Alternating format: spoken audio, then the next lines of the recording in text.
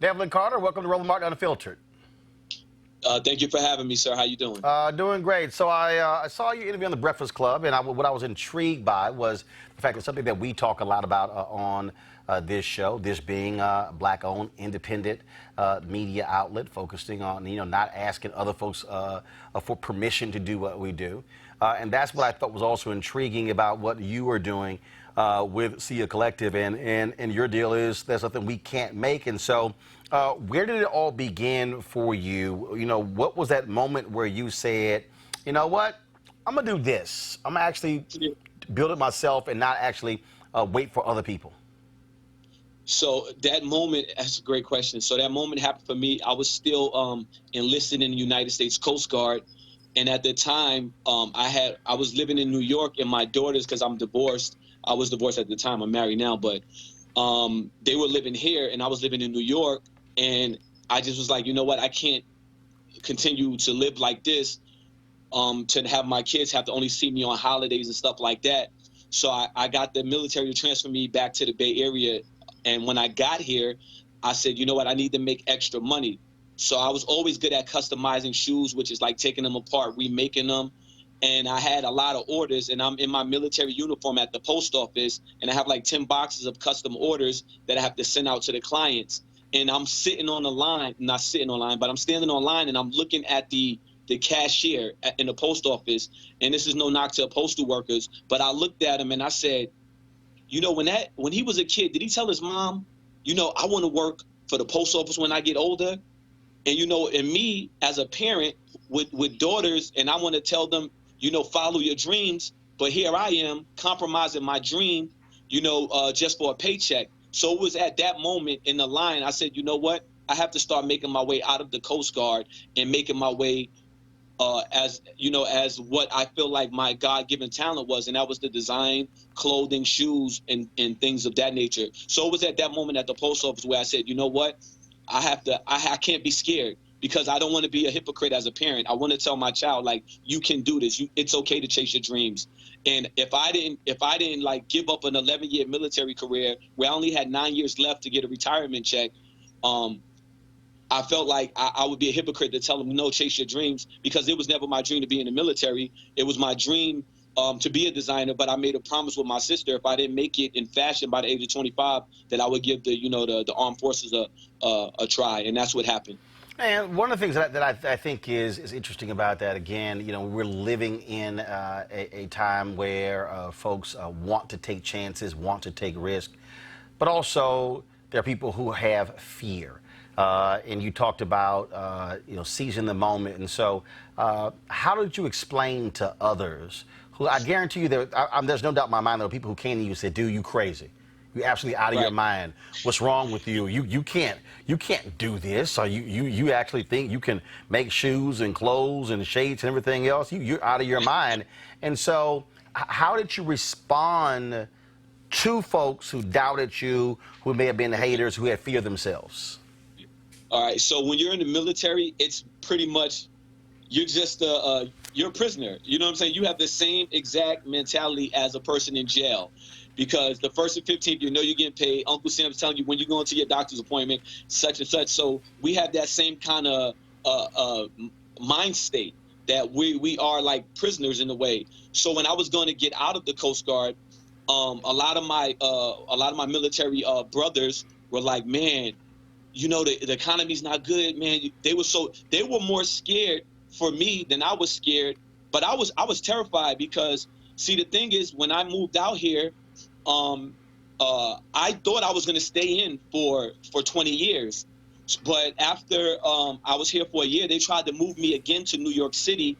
And I was like, I promised my daughters I would never move again. So I said, listen, I'm not going to take that billet, because that's what we call it. I'm not going to take that billet. You're just going to have to let me out my contract, because if you deny your orders, they'll let you out of your contract. You'll still get your honorable discharge.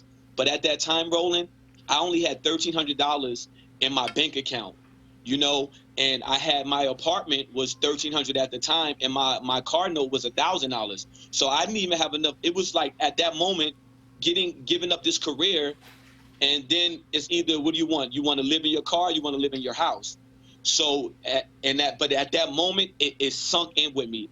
I cried, I'm not going to lie. I have a daughter who passed away when she was 11 months. And when I made this decision, I went to her gravesite. And I said, Daily, I need you to watch over Daddy. I'm going to do something that's super scary, and I need you to be my guardian angel. And I said, you know what? I'm going to trust the process. So I told them I want to get out. I got out, had $1,300 to my name, and I just started taking a lot of custom orders. And I started taking a lot of orders. And the way my discharge was, it was so bad that because I got a hardship discharge, which I didn't get unemployment. So I didn't even have unemployment to pay my rent. So I literally was living like off of my talent alone. And I said all I needed to do was to last 4 months until I could go to college, because I had the GI Bill, and the GI Bill would pay me, since I live in the Bay Area, it would give me $4,000 a month just to go to school, and it would help me. And the $4,000 is your rent money.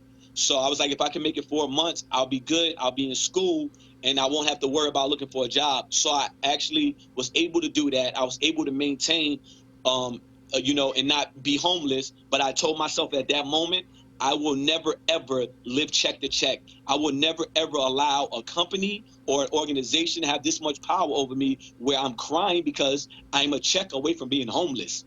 You know, so at that moment, I said, no more reckless spending. I started sacrificing. That's one thing people don't do. I started eating and living as if I was poor. Even when I started making money, I would eat top ramen.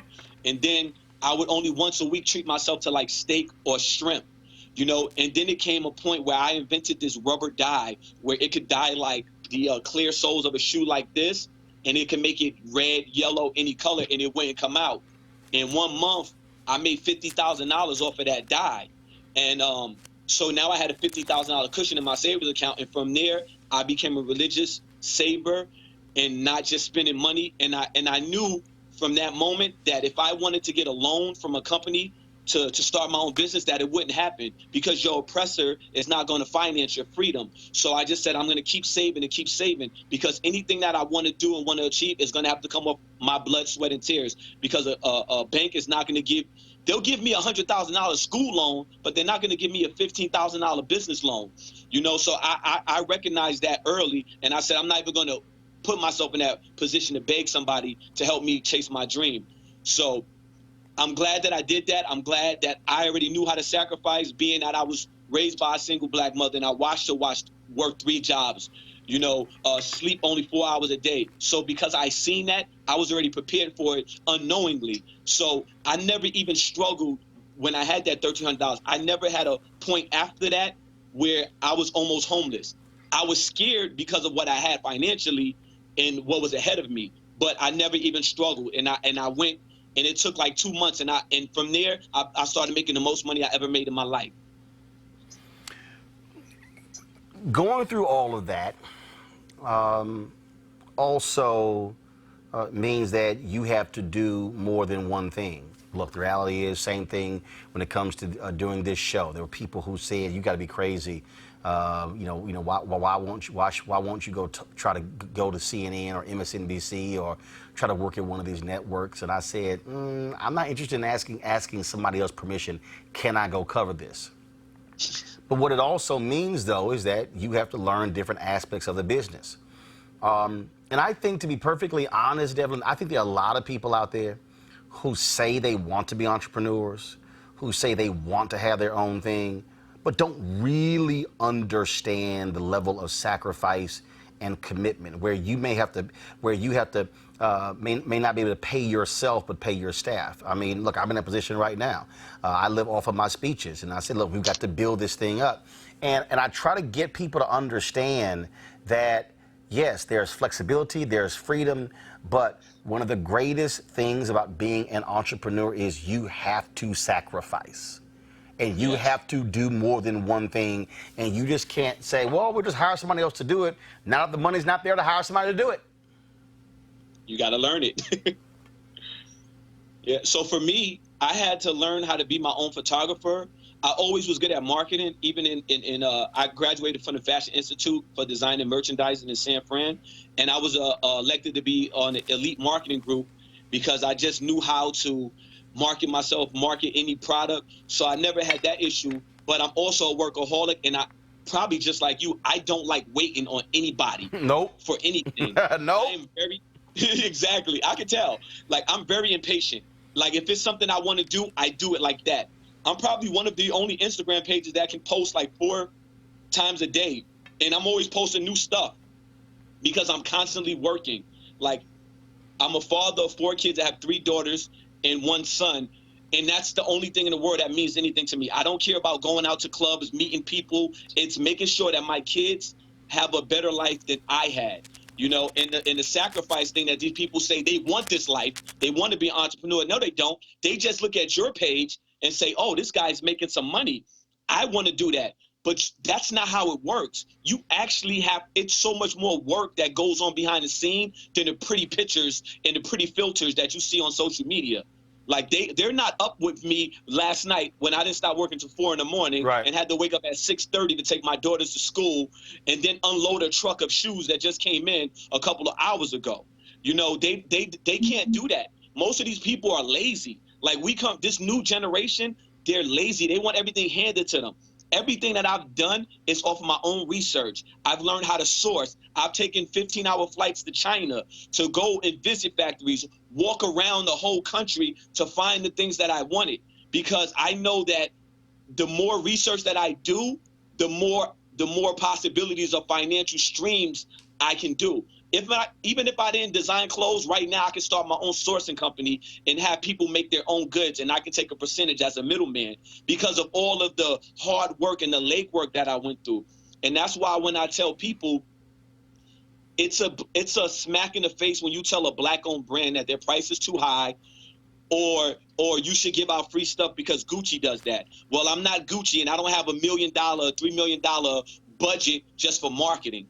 See, they don't understand when, for us, like me, if I make $50,000 this month, I have to turn it right back into the company so I can keep the company afloat to keep making things. If I give $10,000 of product away and it doesn't do anything for my business like that, because a lot of these celebrities, they'll take the stuff from you and they'll never post it. And even if they wear it, they won't even tag you in it. You cannot teach business with free stuff. Right. You know, you can't. Well, look, the reason I fully understand that is because it's like what we do. I mean, I've had people who come to me and they say, man, we would love for you to do your show from our event. And I go, well, you do know that means getting on an airplane, hotel rooms, that means flying staff, we have equipment, we're paying for stuff. And so it's not just, hey, just pop up. No, there's a cost involved. There have been other people who have understood that, and they've actually paid us. And then what was also interesting is when you want to do something, then people say, well, why is it that much? Well, because that's actually what it is. And so, I mean, it is a business. And I think that one of the things look, my grandmother had a catering business.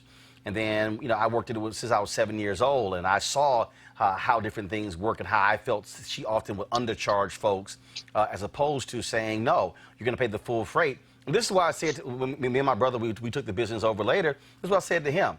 I said, you know what? If somebody's going to give me $20,000 worth of headaches, they're going to pay me $20,000. Because what's not going to happen, you're not going to give me $20,000 worth of headaches, and you're paying me $5,000, and now I'm mad as hell because I'm dealing with all your BS. And that's just sort of how I operate. And I will tell somebody no, as opposed to go through with that, because again, I know the work goes in it. I know what I bring to the table. And so, and the other thing is, when you talk about wanting something for free, I keep telling our audience, look, we've been building this show. We've taken our YouTube subs from 170,000 to now more than 350,000 in less than a year. We are averaging, 8 million total views on Facebook, YouTube, and Periscope. But what I tell our audience also is like, look, we are providing the service, but we also need them to be financial supporters of the show, because they can't say, man, we need this, but then don't want to pay for it, because it's like, yo, when you pay that cable bill, you're actually paying CNN. You're paying MSNBC, because they're getting a certain fee per subscriber every time the person turns that cable television on. And so it's just trying to get people to understand that. And I think that's what's critically important. Yeah, and one thing about like what you touched on is, one thing is, people think because they pay you for a service that they own you. And that's the thing we have to get out. Like, for instance, somebody be like, okay, well, I spent $200 on a shoe or something, and they feel like they could talk down to you. They could be like, well, if it was Nike, I would have got it in 2 days. Well, you know what I do? I do the same thing you do. I was like, well, what's your order number? Okay, here you go. Here's your refund. Because one thing about me and the way I was raised under the mom code, which is MOM, morals over money. I will not let you demoralize me for a financial gain. Everything that I'm doing, I love that I do it by myself, because I don't have to deal with the BS. When you're in the military, you cannot not deal with the BS, because if somebody outranks you, they talk to you how they want. They try, but they'll try to talk to you how they want to, because they know they outrank you and you have to listen to them. Right. And because of that, I didn't leave a career to be a free man in a sense, to have you treat me the same way that I did not like to be treated already, just because you spent a little bit of money. I'd rather not have your money. It's like you said, I'd rather not deal with the headache.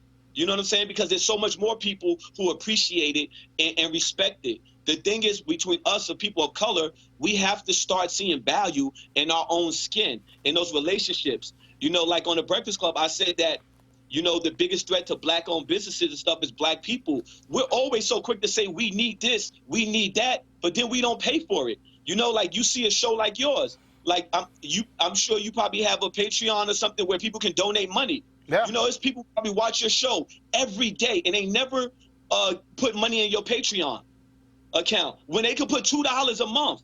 That $2 a month from 100,000 people, that's enough to keep you going. No, you're absolutely and pay right. your staff and even get better equipment. Yep. But they don't understand that independence. Like $2 is nothing. As much garbage I buy, like $2 is nothing. If you are watching something like me, I watch your show from time to time when I'm shipping orders, and I'm gonna start paying into your Patreon, because I'm not just gonna be about it. I'm not just gonna talk about it. I'm actually be about it, because it is true. We don't know, and for some of us who are watching right now, they may not know. Like, oh man, I never thought about it. Roland Martin's 100% independent. I should start paying. If we could pay for Netflix and Hulu and all those other things, why can't we pay for our own brother to give us the truth, the type of media coverage that we do not get? You know what I'm saying? Yep. We have to start supporting those things, because our people, we are the only racial group that does not believe in group economics. And it's interesting. And we're like the number one shoppers. And it's interesting. We're the number one consumers of everything, but we don't Right. believe in group economics. You made that point. I've been saying that for years. And so, for instance, there are numerous times when I go into black-owned businesses, restaurants, and things along those lines. I remember I was at Two Partners in barbecue place in Dallas, And the brother who owned, he said, "No, Roland, I got it." I said, "No, no." I said, "I'm gonna pay for it." I said, "Because the reality is that plate, that fork." I said, "You got employees." I said, "I'm gonna pay for it." No problem whatsoever. And the people who will say, "Well, no, hold up, how, you got free? If somebody's giving you something for free," I said, "No, what you don't understand is," I said, "that brother has a business." And what I try to get people to understand is that when just like for you, I'm sure the people who go to your site and they're like, "Well, why is it this much?" Guess what? When they walk into Walmart, or when they go to Macy's, or they go to Saks Fifth Avenue, they don't ask the question, "How much is it?" They say, "What the tag say?" And then if there's no tag, they'll scan something and they say, "This is what it is." And so my deal is, I'm right there with you. We've got to stop looking for the hookup with black-owned businesses and understand that they are a business just like any other business. Last question for you. How did just very curious, obviously the Breakfast Club has a huge platform. How did that change your business? The people all of a sudden started hitting you up because they finally, some people say, "Man, just like me, I didn't realize you existed." It was like, "Yo, I gotta get this brother on." And so what was the reaction? What was the fallout from it? So my FBCC page, I had 148,000 followers. I have like 185,000 now. My clothing line page, the Sesay Collective, went from 30,000 to 85,000. The funny thing is, though, I get messages now. Some guy DM me a few. "Hey, man, I seen you at the Breakfast Club. Super inspirational. I've been following your page for years. You know what? I'm going to go buy something." I'm like, I didn't even respond to him. I'm like, "You've been following me for years. You've been seeing the hard work I've been putting in. You didn't want to buy nothing until I was on the Breakfast Club." So the Breakfast Club is what made you be like, They validated you. You legit now. Like, I've been legit for the last 5 years killing stuff. But because I'm on the Breakfast Club, now you want to spend some money with me. Like, you've been following my page for 5 years. You done seen me go through struggles. You done seen me keep consistently bringing this. You done seen me do free programs for the kids. I teach young kids and children of color how to sew for free. I teach them how to do fashion design, and I don't charge the parents. And the sad part is most of those parents don't even come back to the store and even buy a T-shirt. I feed their kids. I told them I don't want no money from you. I take their kids on field trips, and this is all on my own dime because nobody did this for me. And one thing that I want to be a part of the change. I want to spark that change behind me. Those young kids coming up, maybe one day they'll be a big fashion designer. They'll be like, "Hey, man, Delvin Carter was my teacher. He taught me when I was 8 years old. Now look at what I'm doing." It's crazy, but the Breakfast Club definitely brought a lot. But the good thing about the Breakfast Club is I get celebrities hitting me up now, and they're like, "Yo, I love your stuff, and I don't want it for free. I want to pay for it." So at least I'm getting, like, I had Shaq hit me up last night, so I'm working on a shoe for Shaq. He's like, "Hey, man, I want you to make me some shoes. I buy in bulk. I don't want it cheap, but can you make a size 22?" I was like, I hit my factory up. I said, "Hey, can we make?" He wants like this shoe right here. I was like, "Can we make a size 22 in this sole?" He was like, "Yeah, we could make it." So right now we're working on, making Shaq his own shoes of my shoe, which is crazy for an independent company to be able to make a damn size 22 shoe for Shaq. But Love it. Real cool. He's like, "Man, I don't want no discounts, man, and I want 20 pairs of each." So that was a blessing. Hey, that's what I'm saying. So again, congrats. Give people the website again. Okay, so the website is SIACOLLECTIVE.com. That's Sesay Collective, which stands for Somewhere in America. And I have my own app where you can shop on the app, and it's called Somewhere in America. That's the app, and the page is Sesay Collective. So SIA_collective that's at Instagram. So that's the Instagram handle in FBCC Bay Area. And you're based, where you based? I'm based in the Bay Area, California, but I'm from Brooklyn, New York. Okay, well, hopefully when I get to the Bay Area, our paths will cross. Delvin, I appreciate it, man. Thanks a lot, and good luck. All right, thank you, man. Appreciate you having me on, man. Stay blessed and keep doing what you're doing. I'm a huge fan, and I'm going to donate to that Patreon. And I'll definitely be going to, well, actually, we have it set up where we don't even use Patreon. Go right to RolandMartinUnfiltered.com. And so I definitely will download your app and check the stuff out and pick up a couple of things. I appreciate it, brother. You take care. All right, you too, brother. All right. All right, family, it's almost time. The holiday season is my favorite time of the year. And whether you celebrate Thanksgiving, Ramadan, Christmas, Kwanzaa, or New Year's, this is when you think about spending time with the people you love most. This is also the time to count your blessings and support those less fortunate and look at how you can have an impact on their lives. Well, I have the perfect opportunity for you to be a holiday hero and have a major impact on other families. Now, here's the deal. Right now, hundreds of thousands of Americans are sitting in jail without being convicted of a crime. Why? Because they lack the financial resources to pay their bail. Now, think about it. If you are arrested for any minor offense, you'll be taken directly to jail. And if you don't have bail money, whether it's a few hundred or a few $1,000s, you will stay there until a court date is scheduled. That could be days, weeks, or even months. Now, America's bail system is broken and has created a two-tier system of justice, one for the rich and another for the poor.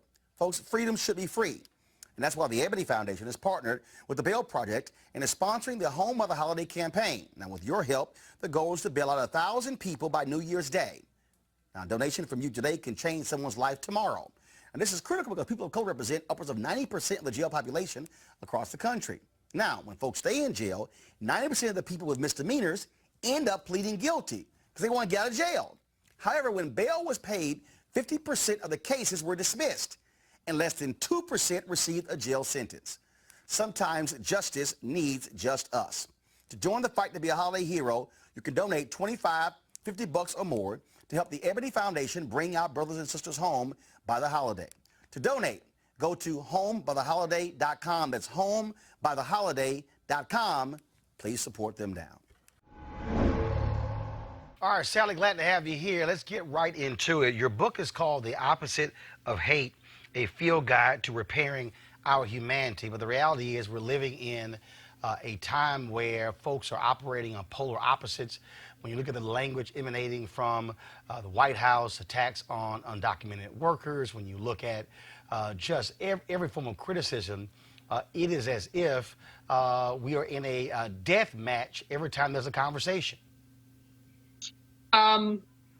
As per usual, Roland, I couldn't have said it better myself, and nice to see you. Yeah, I mean, here's the thing. If it gives anyone comfort, this may not be the worst, ugliest, nastiest moment in human or certainly in United States history, right? We are a country that, as we all know, or at least as your viewers and you viewers know, was founded on hate, obviously the genocide of Native people founded on and built on enslaving Africans. And this isn't like we've fought tooth and nail, community by community by community, decade by decade by decade ever since, just to give even little bits of progress toward humanity, towards group after group after group. So, unfortunately, this kind of animosity, this kind of us versus them, this kind of deep hate and resentment is part and parcel of who we seem to be as a nation. And at the same time,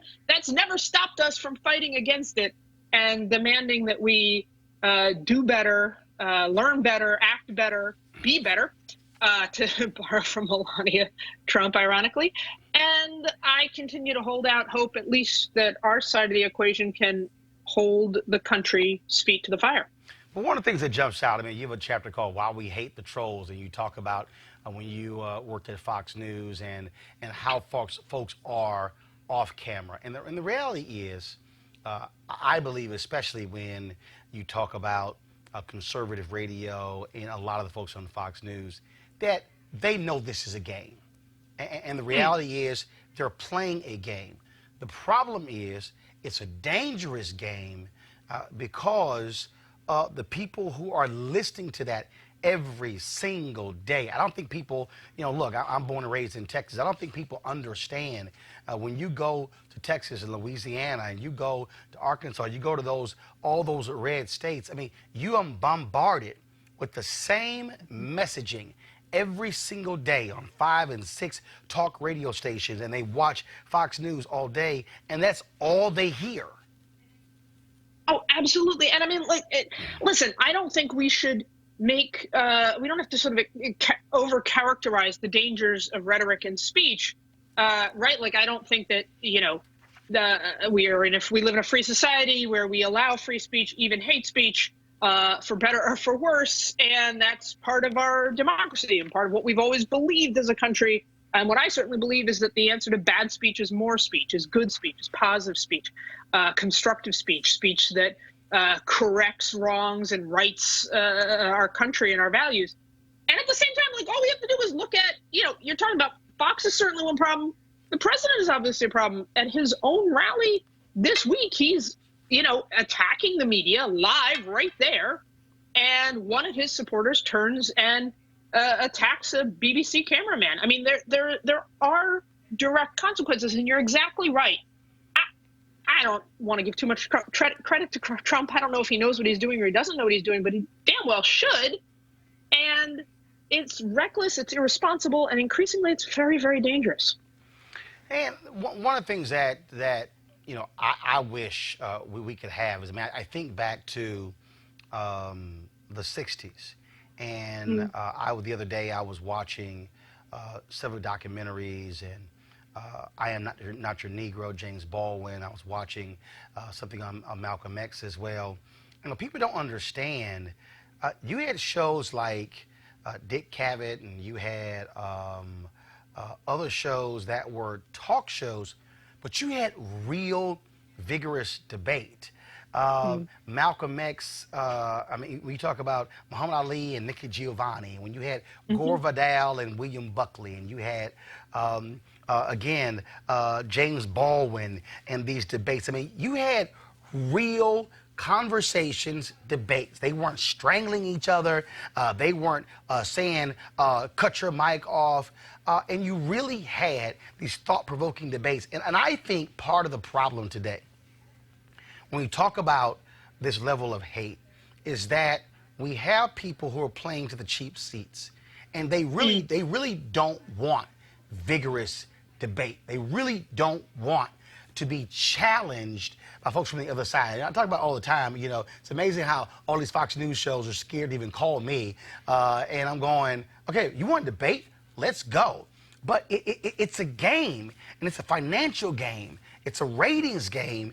And it's not a quest for true information. It's really, how much money can we make? Well, you want to go make the deeper cut here. The truth is, again, it's not just Fox. And listen, I think it's so easy to point out the hate and the hypocrisy and the nastiness and the cruelty and the bias and the bigotry on the right and the far right and the Fox and the Trump and the whatever, and I'll continue to do it till the cows come home. It's bad, it's abominable, and it's worse than almost anything else we can point to. And let's not let everybody off the hook, including our side, right? So, why don't we see exactly what you're talking about, Roland, on MSNBC or CNN for that matter, or on network television? Because I think it goes back to the game. I think, unfortunately, what has happened, and it really is, and for those of us who study this medium, look, there was a time when news was not a profit generator, okay? It wasn't. It was about the public good. But I think what has happened is we've turned media now into infotainment, into entertainment, and we're getting away from how can we discuss the issues. I don't give a damn if Senator Kirsten Gillibrand ate fried chicken with her fingers or with a fork. I really don't. Okay? What was she there talking about in South Carolina? And I think that's also what generates this hate because see, there you go, and as opposed to, what does she say? Yeah. What does she talk about? Or even more consequentially, let's unpack the policies and the implications and discuss them and do so in a way without ad hominem attacks. You're right. Look, we are becoming a very Twitterified country, right? Where the tail's wagging the dog because of deregulation, because of competition, because of profit motives. You're talking about increasingly you have a news media that is, look, I'm not actually besmirching their intent. I think they want to get it right. They want to be factual. They want to be accurate. But the pressure to be entertaining and to be fast, right, often gets in the way. And to competing with Twitter It's like, Yep. which dumpster can get set on fire faster? Like, you don't want to be playing that game. Like, you want to actually have measured, take some time and not just be, going after the cat fight on whatever on Twitter. You know what, Sally? Someone sent me a text last night, and as an African American, he asked me. He said, "Would you love to return to cable news?" And I said, "No." He's like, "Are you serious?" I said, "Bruh," I said, "I'm being very honest with you." I said, when I was at CNN for 6 years, 2007, 2013, I said, I've been gone 6 years. I said, that doesn't exist anymore. Oh, no, we had debates and arguments, and there were moments where we went viral. But I think that what you just said there, that what also I think drives this is that there is such a need to go viral with things, and the clickbait and how many views do we get, that also plays into this whole hate thing, because then it has to be, I must attack you, I must denigrate you, I must tear you up. I tweeted the other day, I'm sick in music. I don't want to hear about Nicki Minaj and Cardi B or Remy Ma. You know what? Why can't there just be 3 female rappers who are great at one time?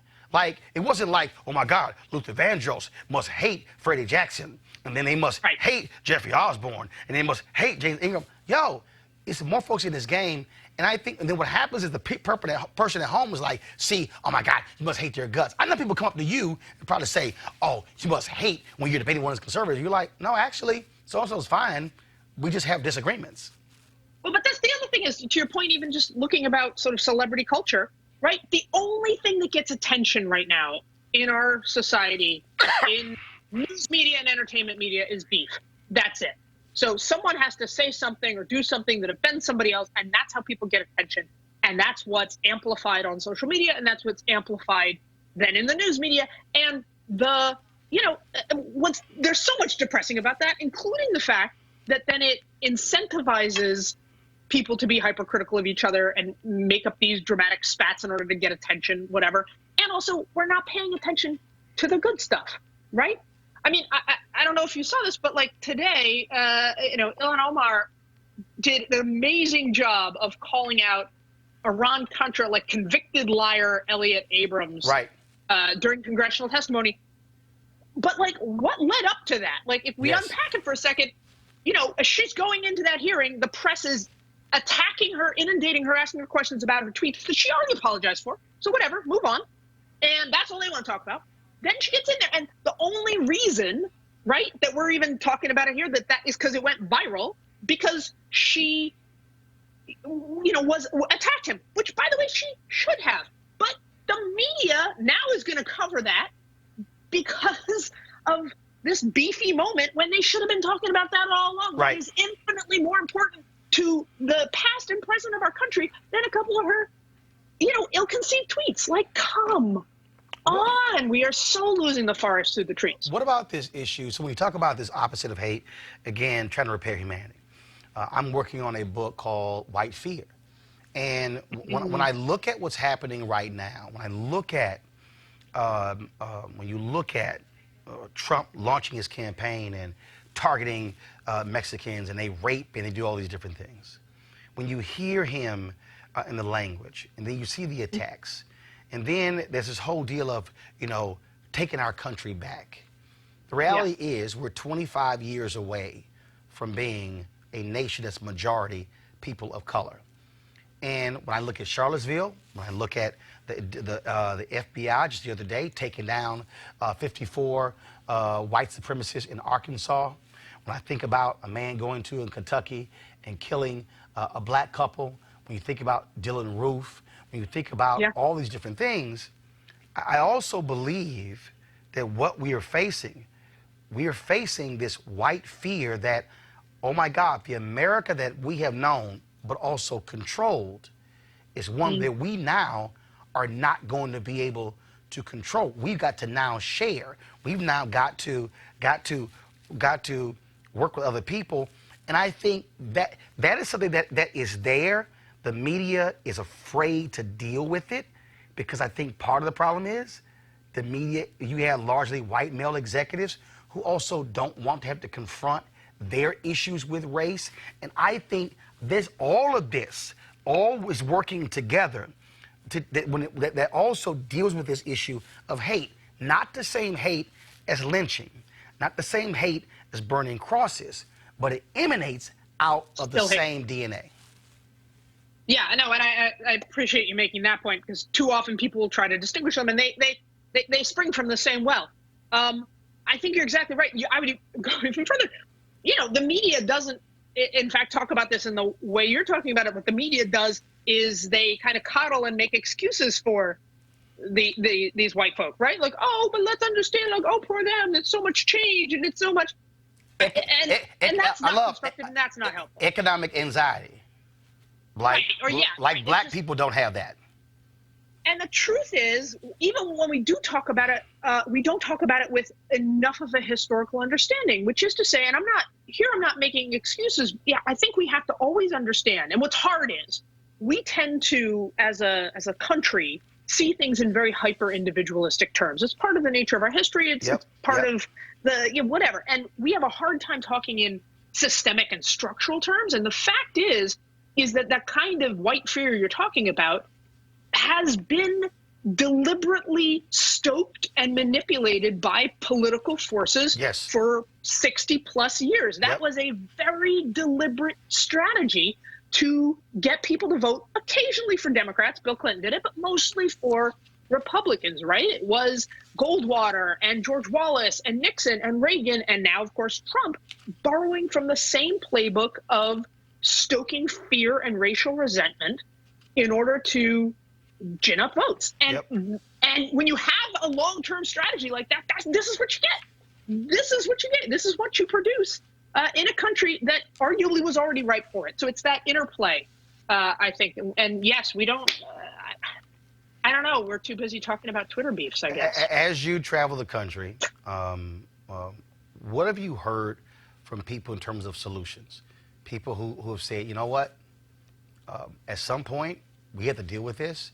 And so how do, from your perspective, we move beyond this and only being embroiled in just the contentious back and forth?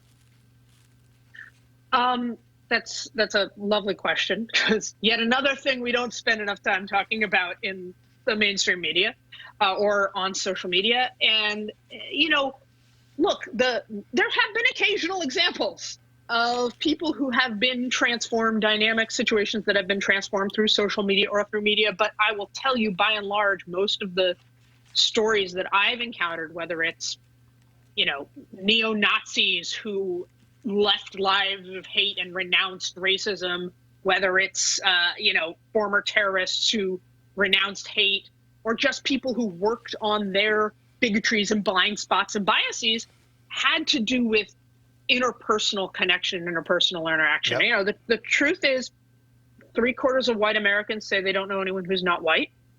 53% of Americans say they don't know anyone who's Muslim.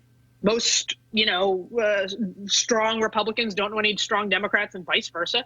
And so the most moving stories have been like work I encountered in Nashville, Tennessee, where there was a group of mostly white evangelical Christian ministers who were hearing from their mostly would-be Trump supporter, you know, base or congregation. They were hearing all these very anti-Muslim sentiments.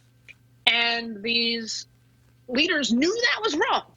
They knew that was unchristian, but they didn't know enough to directly respond. And so they called up the Muslim community organization in Nashville, teeny tiny little organization. They said, help us. And so they ended up having a retreat where Muslim imams and Muslim community leaders and these evangelical Christian leaders came together, and they talked about scripture, and they learned about each other's beliefs and faith. And they also just got to know each other as people and talked about movies and raising their kids and all that. And now they have a program where they do that with the congregants across the community of Nashville, where people are opening their homes, non-Muslims are opening their homes, and Muslim community leaders go and they break bread together and they ask questions and they have conversations and they get to know each other as people. And it sucks that we have to do it in a kind of artificial way, but that's sometimes what we have to do. We have to actually know the people who we are believing all these stereotypes and ideas and myths and lies and hate about. Well, yeah, I mean, but the reality is the only reason you saw a dramatic shift in the issue of same-sex marriage is when you had individuals who said, "Oh, damn, I actually know somebody who's gay." I mean, for a Dick Cheney, even though he was silent when he was vice president, him having a daughter who was a lesbian was different, and that it causes people again to have to look at it differently. And I think one of the things that I say in my speeches all the time is that what we have to recognize when you talk about this idea of the opposite of hate is that we actually, and of course your last chapter is called Systems of Hate, is that really work and school are in essence what I call involuntary places. You really don't control who's there. Now, right, you might move into a neighborhood that's all white, and so yes, your parents are having control over that, but for the most part, you don't control that. What I then say is, what happens then when it's voluntary? Who do we go to lunch with? Who do we go to dinner with? Where do we go to church?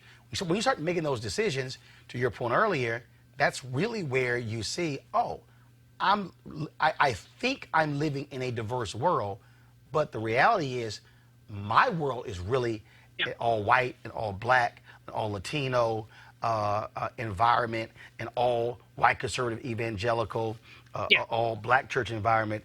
And we have to actually force people out of their comfort zones.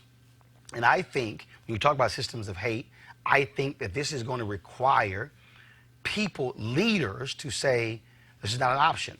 When John LeGrand, who runs FX, when he said, wait a minute, 80+% of our showrunners are white males.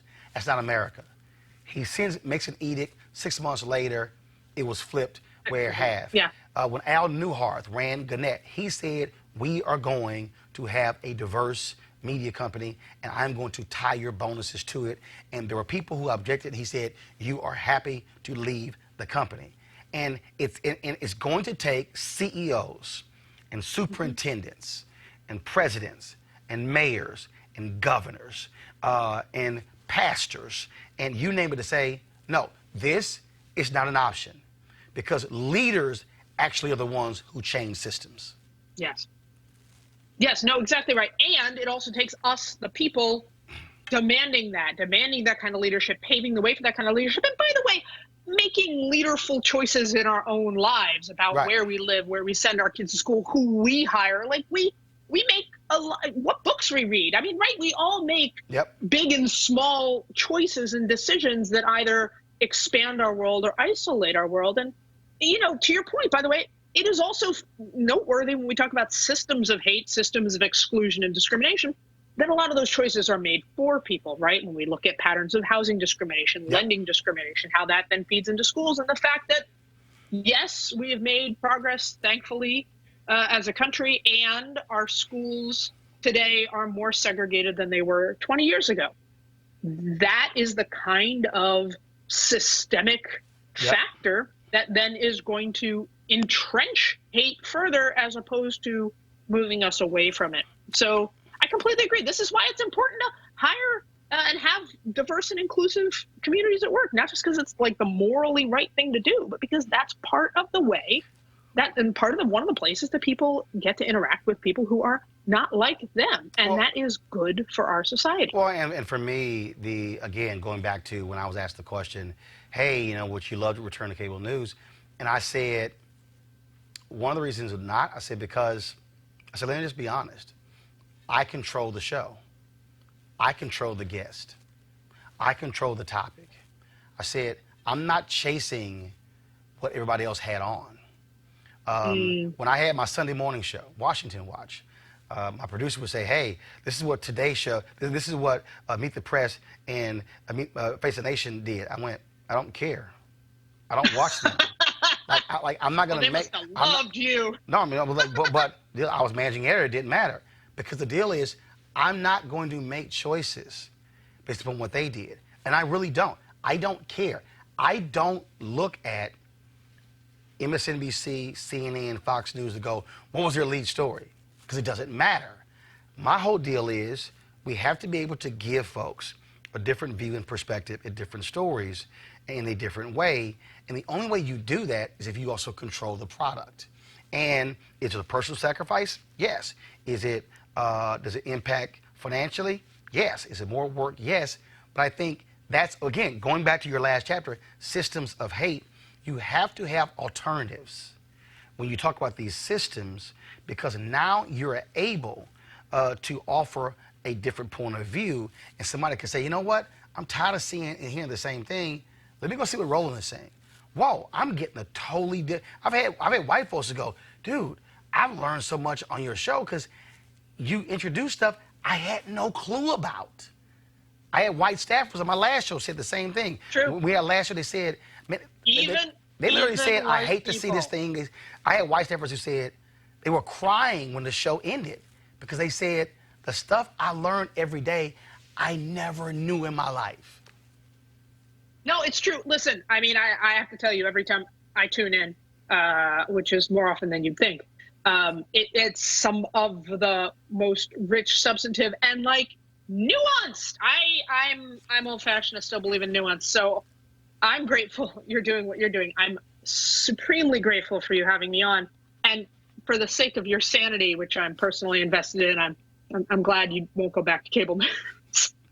But no, because again, it's just the same old thing drives me crazy. Last question. I ask every book author this. Yeah. Every book author, I ask them the same question. What was your wow moment researching and writing this book? Like, so what was that one thing where even you went, wow, that's crazy or that's wild? Well, oh my gosh. It's a great question. I love that. I had a lot of them. I think I really did have a lot of them, and thankfully got to put most of them in the book. The one that probably gutted me the most is that when I was preparing to reading and to go to Rwanda, because it's obviously the site of one of the most recent genocides in world history, and one of the absolute fastest, and also one of the most interpersonal, sort of close, where people were really, really, truly were killing their friends and their families. And you know, nothing can prepare you for that. But I was trying, and I talked to a philosopher who has studied genocides for her entire life, and she said, you know, the reason we call them mass atrocities isn't because like a handful of people participated, right? There weren't enough. The truth is there just aren't enough psychopaths, right? In Rwanda or in Nazi Germany or in Armenia or wherever. There aren't enough to have such like the reason they're called mass atrocity is because masses of people participated in them. And that gutted me, because it's true, right? And that we think that the thing is, we think that we couldn't do that. Right. But we're no different. We're no different from the people at various points in history who have done atrocious and awful things or thought atrocious and awful things, including, by the way, the people in this country. And that there's a comfort in wanting to think that only evil people do evil things. Yep.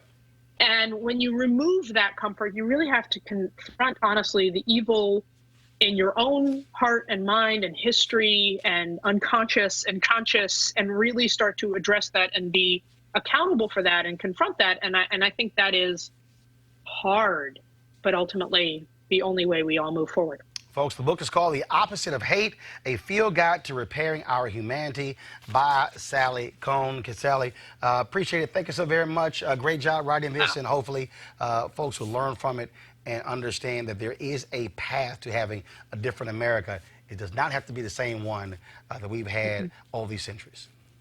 Thank God, no. Roland, honored, blessed. Thank you. Thanks so much. You want to check out Roland Martin Unfiltered? YouTube.com/Roland S. Martin. And subscribe to our YouTube channel. There's only one daily digital show out here that keeps it black and keep it real. It's Roland Martin Unfiltered. See that name right there? Roland Martin Unfiltered. Like, share, and subscribe to our YouTube channel. That's YouTube.com/Roland S. Martin. And don't forget to turn on your notifications so when we go live, you'll know it.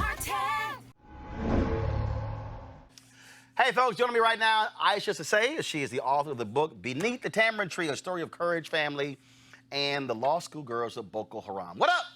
What up? All chilling. What you up to? Well, writing a book, popping in to see you, dealing with you and your ways. Okay, whatever. First of all, you need to understand, I had to deal with Isha when we were both at CNN. She was CNN International. Of course, I was on CNN. And it wasn't much flavor on CNN International. You're not going to play that card. It wasn't much flavor. No, you're not And gonna play that so whenever I was on, she knew, first of all, ratings spiked. First of all, And she we didn't knew, have ratings. and she that was knew part of the issue. you did have ratings. And then she also knew that when I came on, other folks were like, that's right. You brought the funk. That's right. You brought the funk. That's how we do it. And then I had to be like, rap. No, you didn't. It's a rap. You were like, another segment, another segment, another segment. How long has it been? 10 years? I known you that long? 2007, so it'll be 12 years. I joined CNN in 2000. You're looking every... I joined in 2007. Wow. The years have been kind. What you just No, I was said? going to say the years have been kind to you. And it's good. Don't get cut. Don't get cut. 'Cause I can cut this interview. See? Uh-huh. Are you really going to power trip? Let's talk about my book. I can do that. Oh, God. What does that say? Matter of fact, just read the shirt. See, I wore the shirt today. This is the first time I've worn the shirt just to remind you. But first of all, I rolled this way when I was on your show. You did. You came into my house, so to speak, and you rolled this way. And did the damn thing. It's true. It's Yes. true. Where are you now? You in Atlanta? Are you in LA? Are you living somewhere else? Are you in London? I am in LA. I'm in LA. What the hell are you doing in LA? What are you doing? So I finished the book. My plan is to turn this into a film or limited TV series, because I believe the world needs to have as many access points to the story as possible. Plus, it's made for a dramatic telling on screen. Also, I might be joining you in this kind of digital space soon. Really? Really, I might be. And also working on a scripted series. Cool. So yeah, Sound like a little busy. And I also have a charity. I have a charity, an NGO working in West Africa and Sierra Leone, where I'm originally from, with hundreds of girls, almost 600 girls, leadership development. Born there? Born in London. Born in London. But spent my formative years in Sierra Leone. That's where your people from. That's where my people are from. Right, that's how we normally say, not where you're from. Where your people from? My people are from Sierra Leone, West Africa, and, again, part of why I want to write the story is because my people are from a part of the world that's incredibly poor, incredibly neglected, and it was education that led to me sitting talking to you.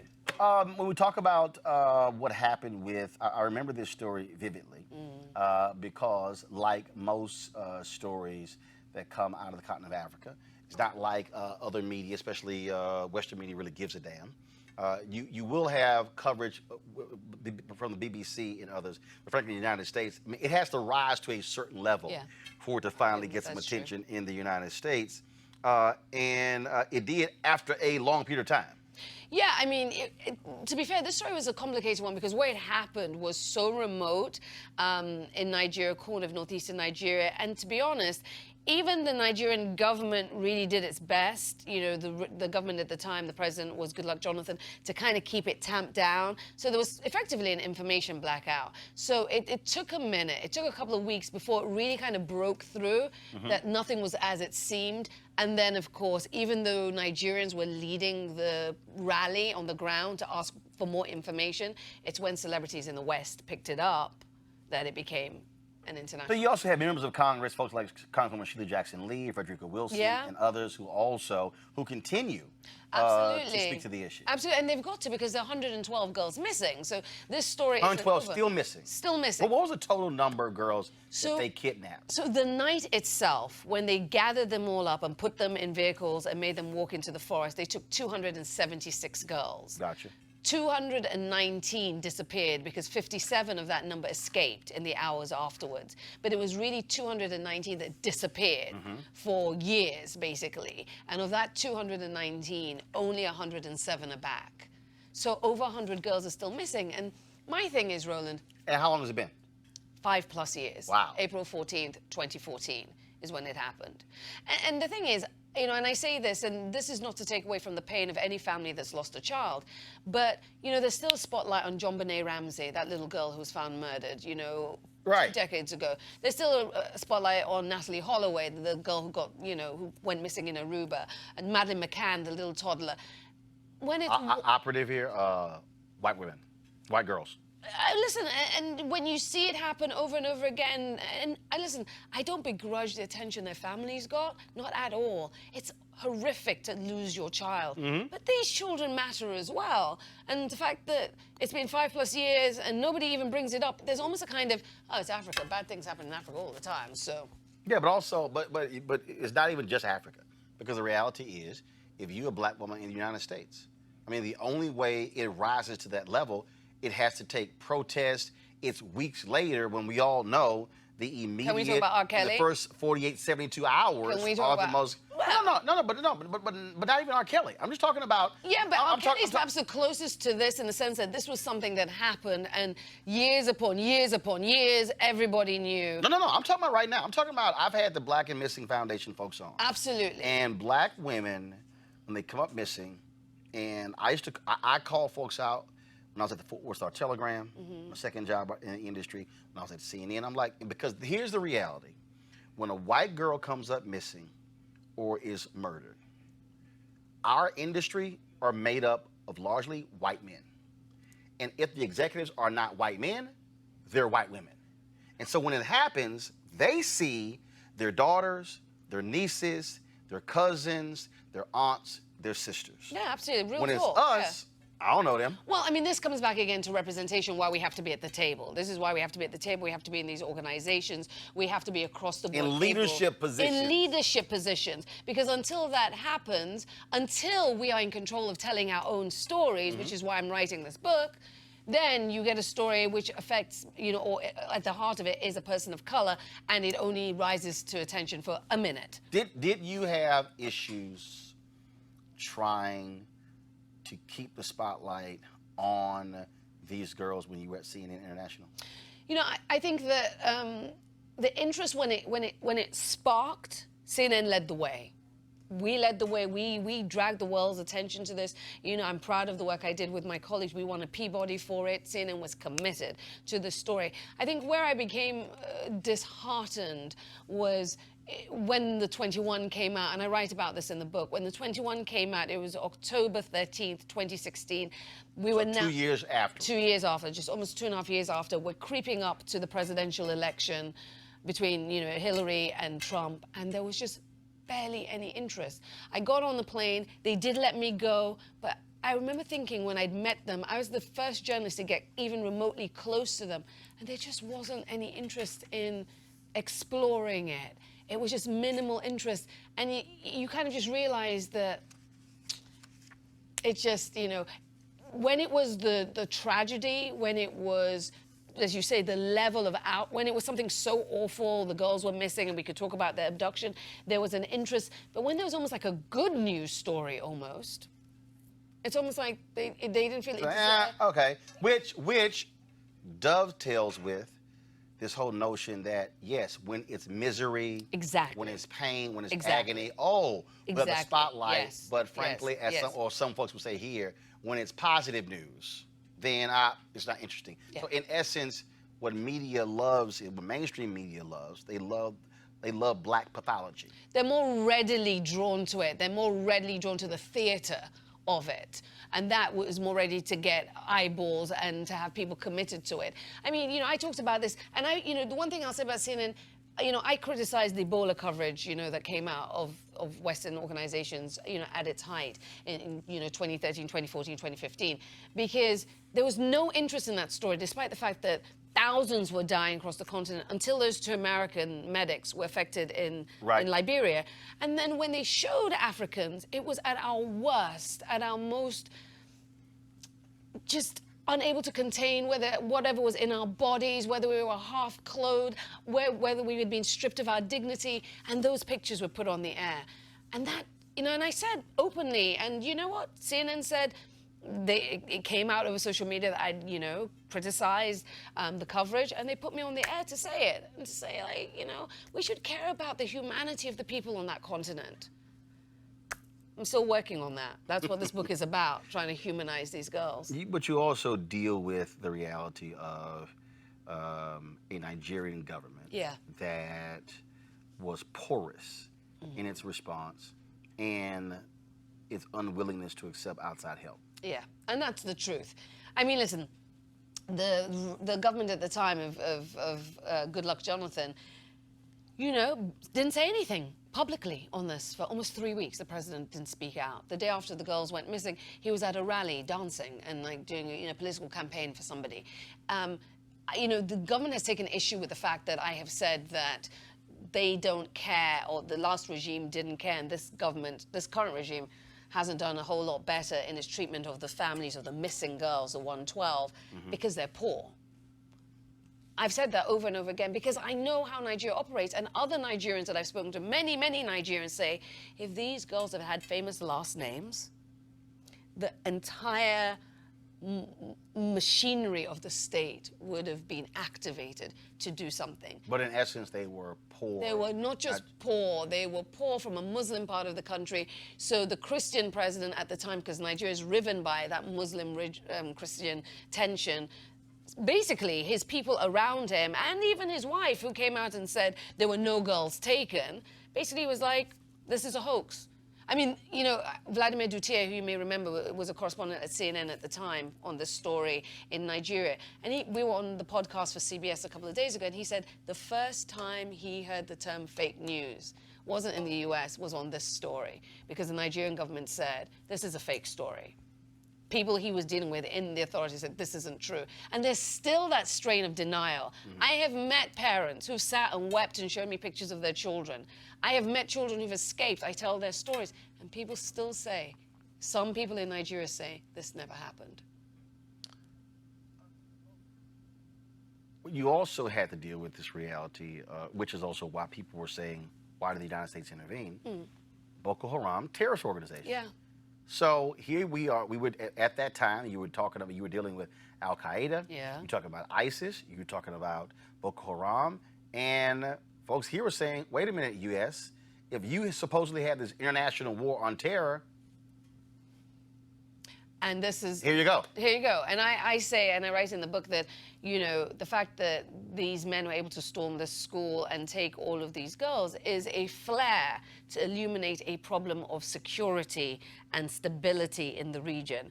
If you're able to pull something like this off, it tells you that there's something very, very wrong and that there's a vacuum of leadership. In vacuums, in spaces like this, where you're dealing with terrorist elements in and around, they tend to take root. We saw that in Afghanistan, where there was a vacuum and Osama bin Laden slipped in. We saw that in Yemen, where Anwar al-Awlaki slipped in and then managed to get that Nigerian school kid to make his way to Yemen, where he trained him and he tried to bring down a plane over Detroit. The US and people today should still pay attention to this story, because northeastern Nigeria isn't getting any more stable.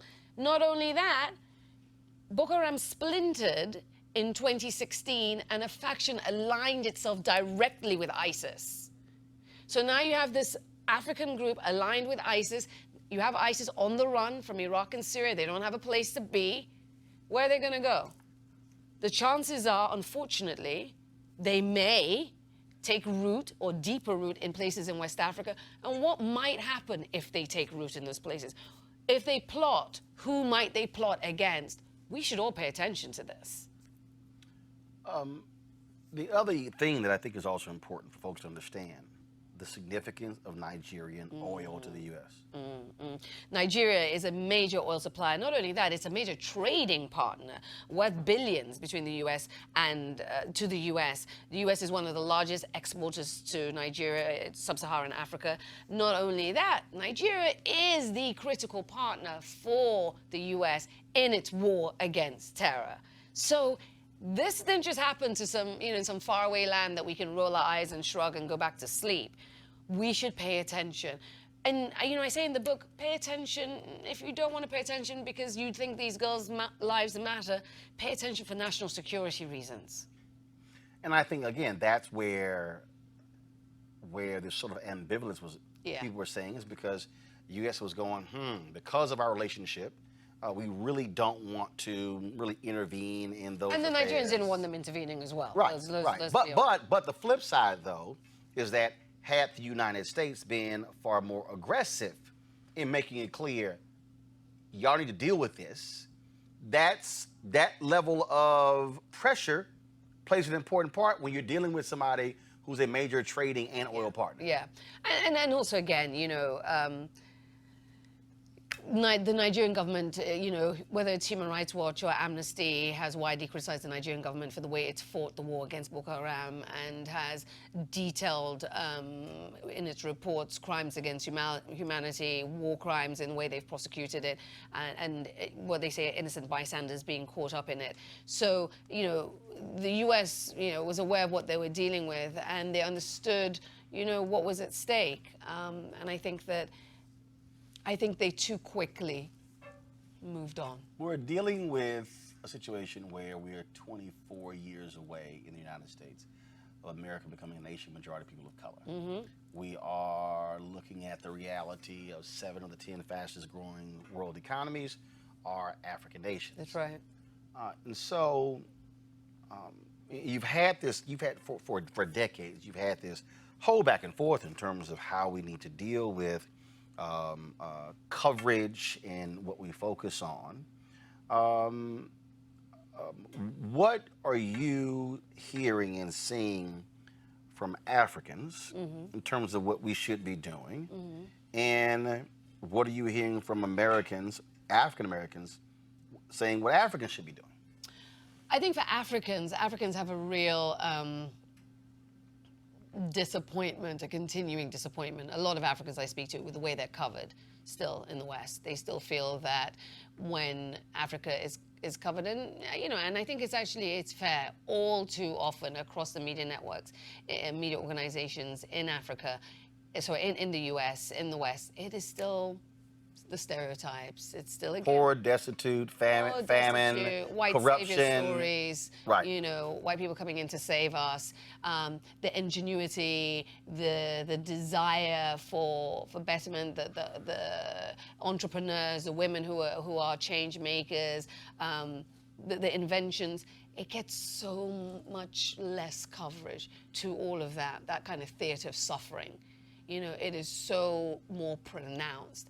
And I think that's even if it gets covered now, because I will also say this, Africans make the point that Africa barely gets covered on networks like CNN now because it's all Trump. And it's not just CNN. As you know, it is all Trump everywhere. And that's one of my other criticisms about where we are, you know, in this country. We kind of know what the Trump story is by now, right? You're either with him or you're not with him, you know? Can he say I anything? ain't with his ass, but go ahead. Well, I'm just saying. Y'all know where we stand. Ain't with him at all. No, I mean, and, you know, anyway, let's not go down that rabbit hole. The point being, this incessant coverage of him to the exclusion of everything else, I think Africans feel in particular, especially because a lot of the nascent media houses on the continent themselves are weak, aren't as strong, don't have the resources to give the kind of coverage they'd like to see. But you do have, though, because of the internet, because of digital, you don't have the same gatekeepers. You don't. Because look, this show true. here. I mean, matter of fact, but you know, coming in, I'm looking at, it was a tweet from a sister who's in the UK. I was in the Bahamas, and folks were quoting stories that we did. Digital is changing the landscape. And there are people who are in African nations who also watch. Yeah. And so, and granted, first of all, again, I make this point all the time that when we talk about Africa, we're talking about a continent. We're not talking about a country. No, please don't. And so, that's not just my mind. No, but it always happens. So, what African countries do you think have the strongest are doing a good job with storytelling and using digital to be able to project what is happening in other parts of the world, so you can be aware? And where would you suggest folks who are watching go to look at coverage to know what's Comprehensive happening coverage. in those countries? Well, I mean, I think that when you look at countries like Ghana, which are doing tremendous things, I mean, if you look at Ghana, if you look at even Kenya, if you look at South Africa, if you look at Rwanda, I mean, those markets are growing and they're increasingly robust, and their media houses are growing. But there are still problems. And Nigeria, which has a plethora of papers and organizations, they are beset by some local problems, but there is more money being pumped into them, Right. and they are shining a light on their own stories that they feel need to be told and shipping them out, because they also have a large diaspora out there beyond those borders of the countries. So they are doing something. And then on the other side, folks like Quartz Africa are doing a really good job. Say it again. Quartz Okay, got have it. their own Africa platform. They're doing it. And I think it's growing. And again, there are no boundaries now, because people can watch you, people can tune in and see all sorts of podcasts. But I think that there is still, I will say this, for all of the digital disruption, there's still a lot of people who still kind of see BBC, CNN, Al Jazeera as kind of blue chip. Colonialism. No, but the other And so thing they is, still look to them first. right. Well, but look, that's no different here. And so Exactly. and I think I think, you know, first of all, one of the things that I try to walk people through here, when people talk about why hasn't this changed, what's going on with African Americans, I say, well, first of all, you look at 400 years being in this country, and then if you talk about 243 years of slavery, then 92 years of Jim Crow, and grant you had the first black newspaper in March of 1827, then of course you had the Chicago Defender in 1905, and so many others.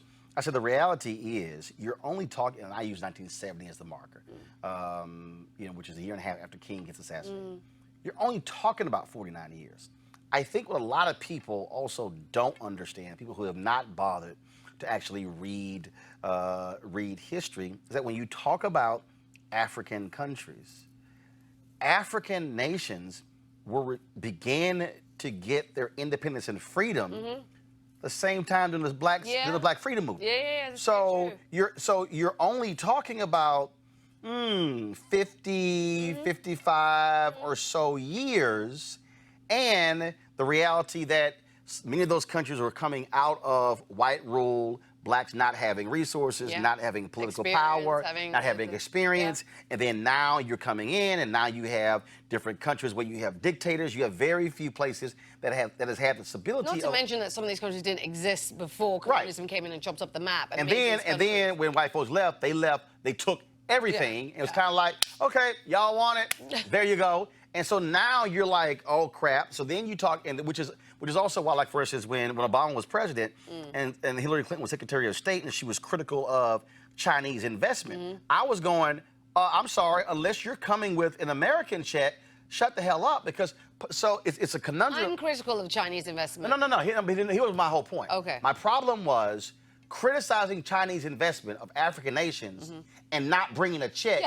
Don't do jack for the African countries. Totally. And so it's like, so it's a conundrum for African nations because they're sitting here saying, okay, I need infrastructure, I need investment. Who is talking to me?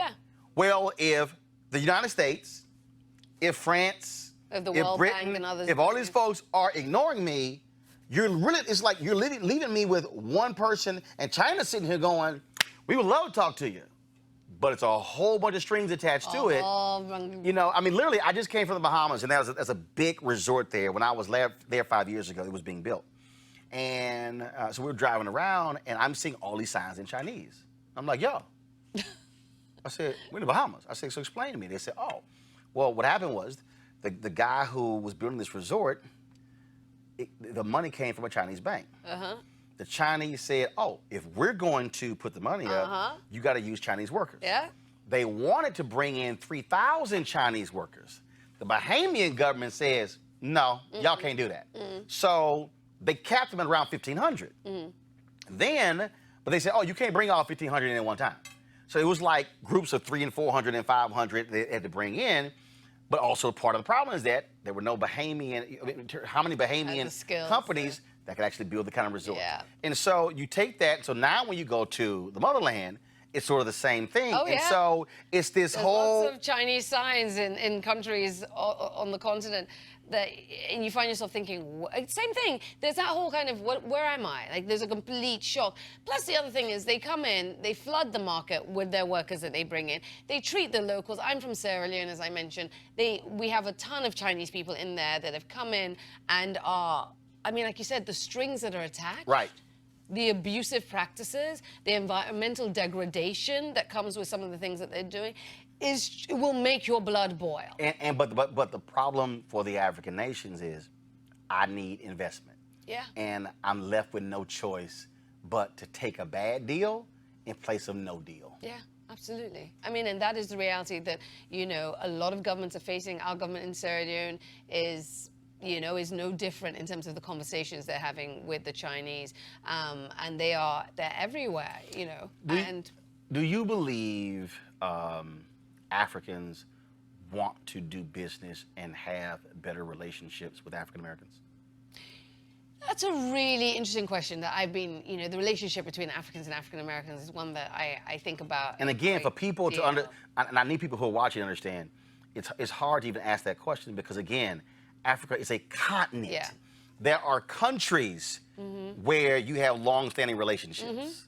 So Like Ghana and African Americans have a deep bond, right? So you go to Ghana. I was in Ghana in December, and you see a lot of African Americans who've moved to Ghana. because Ghana has, out of all the African nations, really focused on tourism, Yes. focused on relationship, Yes. extending The visas. year of return. Yes. You know, And it was 200 Ghana that years since- created that phrase, exactly, the year of return. Exactly. You know, 200 years since the start of the North Atlantic slave trade, saying you don't have to know where you're from. Just come back. You can make this home. And so there has been a systematic, intentional Right. outreach. So a country like Ghana is proof that, yes, there are some African countries, but I don't think there's another country like Ghana that has kind of led the way. I think the closest question- might be South Africa, and that's because that's because one of the anti-apartheid movement that was Yes, here exactly. That helped with ending it and Yeah. divestment and all that. But I guess my question to you is, how important is it to African Americans to have a good relationship with see, Africans? I mean, because it cuts both ways. Right. No, but I asked the question because I think I use the phrase, when you don't know, you don't know. And the reality is slavery severed those ties. If you are an African American and you have the ability to actually trace your history, you're going to hit a stop. If you're going to hit a stop. Now, unless, like for instance, Do you know where you're exactly? my maternal, You're from Sierra Leone. my aren't you? You maternal, look like a Sierra my Leonean. maternal, paternal ancestors migrated from Haiti.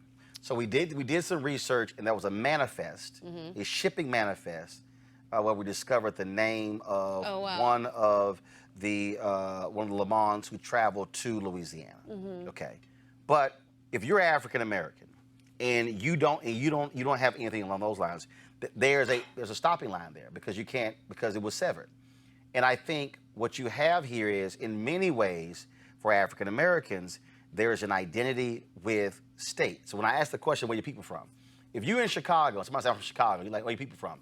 They're going to say Mississippi or Arkansas, okay? And the reason I keep trying to explain to people why it's different for Latinos / Hispanics, and being from Texas, I use that purposely.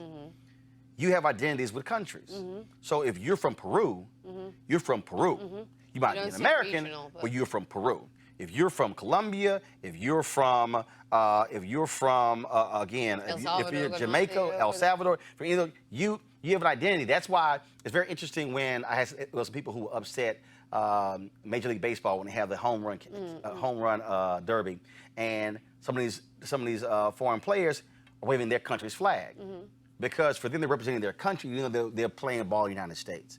If you're African American, you're not necessarily waving the Alabama flag if you're from Alabama.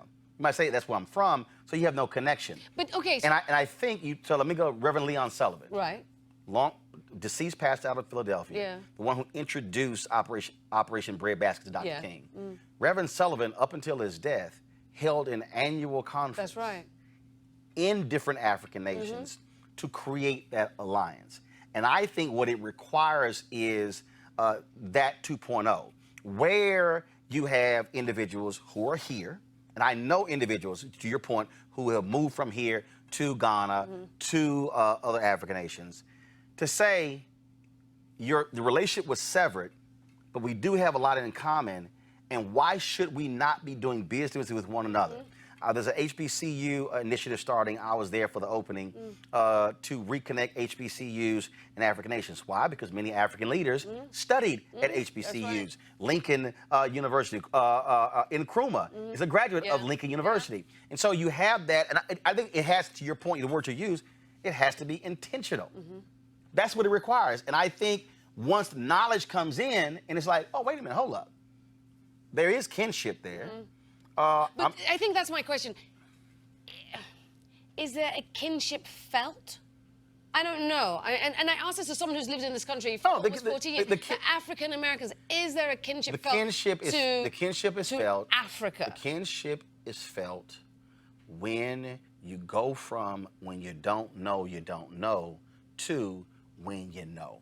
I would think, call me naive, I would think in a time like this, where there's a president of this country saying things like, go back to where you're from, and has generally stirred a sense of people not belonging, that, listen, I'm from Africa, I grew up in Africa, and so it's easy for me to say, but I would think that there would be a longing. So tell me, you're having a conversation with African Americans, there would be a longing amongst the African American community to say, you know what? I need to find out. I need to go. I'll drop down in Ghana, even if I'm not from Ghana. But here's what I mean when I use the phrase, when you don't know, you don't know. So,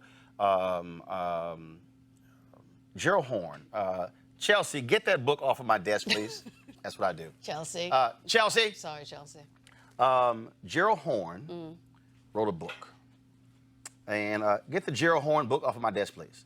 I want to show it. Gerald Horn wrote a book called Claude Burnett and the Associated Negro Press and the Jim Crow Paradox. Now, until reading the book, I'd never heard of Claude Burnett. I run 3 black newspapers. Yeah, and I don't know. So Claude Burnett actually took information, and he had different people who were writing stuff, and he took black newspapers' information and supplied it to African newspapers, and took information that was happening on the continent and supplied it to black newspapers. And so for 50+ years, he would send this packet out of material, and even some mainstream papers were looking at all of this different material. And he had these dispatches from all these different countries, and so you had all these black newspapers where we couldn't get our news from anywhere else, reading about what was happening in these countries. I remember I was at it was a restaurant in Chicago when I ran Chicago Defender. They had they basically decorated the men's bathroom with different Chicago Defender newspapers and old papers. And I'm sitting there and I'm reading a story of this cricket match that was taking place in Jackson Park of some brothers who were from other countries. And I'm like, yo, seriously? Yeah. Here's the point I'm making. You had the available information that was being supplied. The problem is this is The Rise and Fall of the Associated Negro Press, Claude Burnett's Pan-African News and the Jim Crow Paradox by Gerald Horn. It's an amazing book. So I'm reading this and I'm going, wow, Gerald, and he was talking about his business ties to African countries and the exchange of information, because again, you had these African nations that were achieving independence. At the same time, they were watching African Americans fighting for freedom. You had black entertainers like Harry Belafonte and others who were aligning, and so you sort of had that. What happened was with desegregation, with the end of segregation, you then saw your black newspapers fall away, which also meant information. The reason he says the Jim Crow paradox is because, so at every point they struck a blow against Jim Crow, it actually was a nail in the coffin of black media. Yeah. And that's what I think the difference is. The difference is when black media was no longer able to financially tell the story, then you had no information. So if you're black, you didn't know what was happening about a certain sister in this country or in that country. And so I think we have to get back to the point where we are exchanging of information, informing people to go, whoa, those type of things are happening. I had no idea. But to your point, at the time of digital now, can you even make that argument? Yes, you can. Because if I don't, anyone who's interested. No, but where do I go? See, here's the deal. Let's start with Dr. Google. No. Follow me here. It's a bunch of stuff on Google. That's why I asked you the question. You said Quartz News, right? Yeah. That's why I said, if somebody's watching who's interested, where do I go? The Africa channel, Paula Madison, There's the her Africa company. Report, there's Okay, Fox News, right. all these people. So I think, again, what we have to do is to say to somebody who doesn't know, okay, start here. Here are places where you can go, where you can trust to get information from. To me, this is about information. And once I have the information, once you start linking people together, once you start reminding HBCUs of your history, your lineage, where you have African leaders who graduated from HBCUs, like, hold up, I think that's why I disagree with you. We're not separate, we're connected. I think that's why I disagree, because you're saying, or me, it's not so much disagreeing with you. I think there's the nuance that I'm hung up on, because you're saying it's about information that will kind of lead to a deepening of the bond. I guess my question is, I guess my inclination is to think it should be more primordial than that, in the sense that it should be more kind of like, it should come from the inside, Okay, more emotional. No, but it can't. Kid. It can't. Here's why. Well, every time you look in the mirror, in this country, you walk down the road. No. It can't. Something can't come from the inside if it's never on the inside. See, But you know, without knowing where you're from, that you're not originally from here. Yes. But here's the piece. You can't ignore the power of white supremacy. The power of white supremacy taught us to actually hate you. Yeah. Colonialism I know. taught you to hate us. I don't think that's true. Well, hold up. I've had this debate with different people. Yeah, because I'm always having this debate. And so what happens is, what we have to do, this is where I talk a lot on this show about a reprogramming. There has to be a reprogramming. I believe there has to be Africans do understand the power of colonialism. African Americans understand the power of white supremacy. And I think what we have to do is say, here in 2019, we have to reprogram our people to lose all that crap that was put into us in terms of not trusting, they're horrible. And then remember, we also were, just like white folks were fed the stereotypes, so were we, because we were here as well. And so we have to break those things down to get people to understand that, oh, wait a minute, hold up, I'm sorry. I'm sitting here buying somebody's view of huts and dusty roads and walking around butt naked and those things, as opposed to, no, this is what's happening here.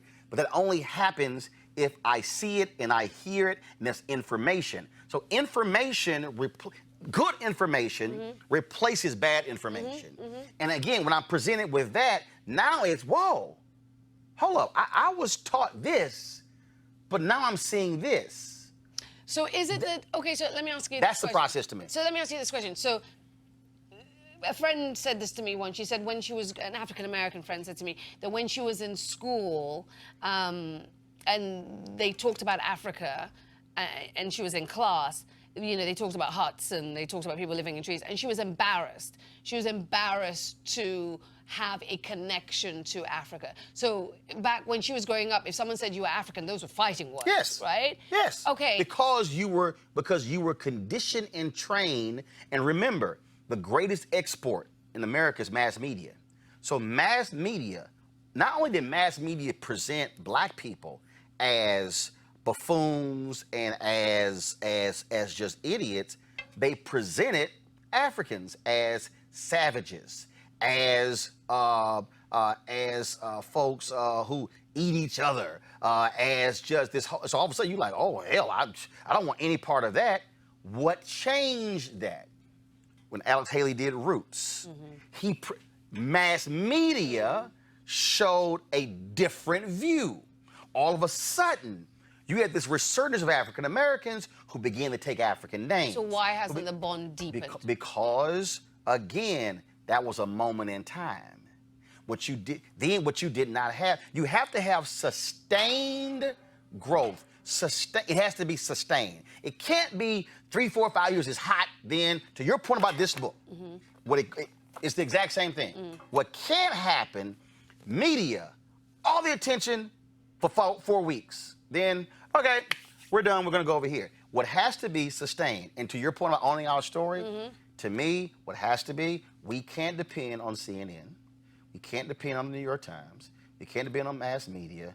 We have to return to a point where African Americans are controlling our narrative, telling our story, and then linking with Africans to say, you're my brother's keeper, you're my brother's keeper. Let's provide the information to reprogram our people, break down those stereotypes, and then create a new state of mind to now see in Africa in a different way. And I agree with all of that. All I would say is I don't want to underplay the part of agency, an individual agency, individual interest, individual desire. But I can't, but I understand your point, but I can't. That's all I'm saying. But here's the piece, though. And here's where I would disagree with you, or where I will push back on that. The only way I'm going to know about this book if it was presented to me in a way that I understand. So if I'm depending, so how long have we not gone this conversation? Give me the time. So we've been talking for 40 minutes. I can guarantee you there's somebody's going to watch this interview and they're going to say, I remember that story. Yeah. What happened there? But okay, it just fell off. I didn't know all of that. There's and that's not necessarily, well, that one person who goes out and buys the book. No, they'll buy the book. Okay, right, yeah, buy the book. But what I'm trying to say is that we have to understand that an individual thing still requires someone else to bring something to the fore. I can't go get something that I don't know exists. Like, I can't, if you told me, go find this, okay, what am I looking for?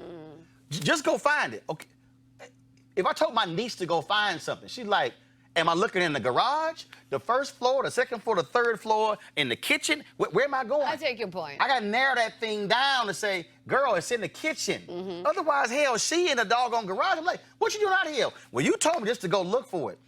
That's what I mean. Yeah. And so our media then is able to say, yo, here's a story. For me, the ability to be, that's why I'm asking the question, where should they go? Yeah. Where should somebody go? So it's like a starter kit. Yeah. If y'all want to learn about, so I would say Jeff Kaninga used to be at CNN. Yeah, that's You're on Twitter, follow Jeff Kaninga. Okay, he's there in Kenya. Yeah. Media In outlet, Nigeria. you can follow him. There's A24, there's, there are a bunch of places. That's my point. So what I'm saying is, if I don't even know where to look, I want to read, but I don't even know where to go. But if someone is saying, hey, here's where you start, and then now the interest is sparked. Now I'm into it. Now I'm reading into it. So for me, I went to Ghana in 2008. That was my only trip to the motherland. I'm likely going to be in South Africa in October. My readings of Malcolm X. People talk about Malcolm X when he went on his Mecca. Well, they didn't realize Malcolm X spent almost 5 months hitting multiple countries. That's right. When you read about Maya Angelou, when Shirley Hunter Galt moved to South Africa, her and her husband, after Mandela was freed, to open I think it was the NPR bureau there. And so what that particular book, reading the relationship with Claude Barnett, and then all these entertainers and the sending dispatches back, then now, for me now, it's like, yo, I don't only want to go to South Africa. I'm like, okay, what other countries can I go to? Again, what other media people can I align with? That, to me, begins to change because we open our mind to receive and have a broader view. Now I wish I could hear from your viewers to hear what they make of this conversation. You will when we run it. What I'm trying to figure out where they sit, who sits with you and who sits with me. Oh, trust me, more sit with me. No, I doubt that. I guarantee you God, that. please. I guarantee you that. Whatever. You can bank on that. Whatever. I mean, you've always known more sit with me. That ain't nothing changed. It's gonna be cold on that side of the room sitting with you. Ain't gonna be that cold. It's gonna be that cold. Ice cold alpha, that's how it is. The book, Beneath the Tamarind Tree, a story of courage, family, the law school girls of Boko Haram. Isha, Sesay, folks, take a look, zoom in. This is the book. Zoom in on the book. Zoom in on the book. There you go. Thank you. Zoom. Hey, this is my show, calm down. Oh, whatever, you need some Calm help. down. Zoom. Calm down, here we go. Thank you That's for the book. thank Be you sure, for the be Zoom. sure to take a look at it. I tolerate her. No, please. I tolerate He her. doesn't, please. So, Friend. good seeing you, Scrub. You can't keep going around calling me scrub. Bum. It's been fun. It's been real, scrub. scrub. Holla! You want to support Roland Martin Unfiltered? Be sure to join our Bring the Funk fan club. Every dollar that you give to us supports our daily digital show. There's only one daily digital show out here that keeps it black and keep it real as Roland Martin Unfiltered. Support the Roland Martin Unfiltered daily digital show by going to RolandMartinUnfiltered.com. Our goal is to get 20,000 of our fans contributing $50 each for the whole year. You can make this possible. RolandMartinUnfiltered.com. This is Diala Riddle, and you're watching Roland Martin Unfiltered. Stay woke. This is Director X, the director of Superfly on the red carpet or the black carpet, and you're watching Roland Martin Unfiltered. Yo, what up, y'all? This is Jay Ellis, and you're watching Roland Martin Unfiltered. Hi, I'm Chaley Rose, and you're watching Roland Martin Unfiltered. I'm Lex Scott Davis, and you are watching Roland Martin Unfiltered. Hey, what's up, y'all? It's your boy Jacob Lattimore, and you're now watching Roland Martin right now.